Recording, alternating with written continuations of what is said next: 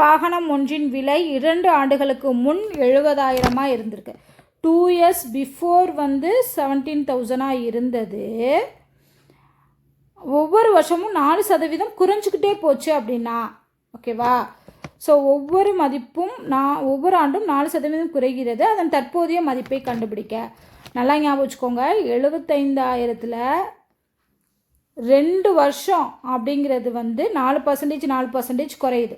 So 4% குறைஞ்சிச்சின்னா அப்படின்னா 100லேருந்து 4 கழிச்சோம் அப்படின்னா 96. So 96%னா 96/100. இது 2 இயர்ஸ்க்கு நடக்கும். ஸோ 96/100. இதை சிம்பிளிஃபை பண்ணோம்னா ஆன்சர் கிடச்சிடும். 4 கேன்சல் ஆயிரும். 7 96 இது எல்லாத்தையும் மல்டிப்ளை பண்ணுங்கள்.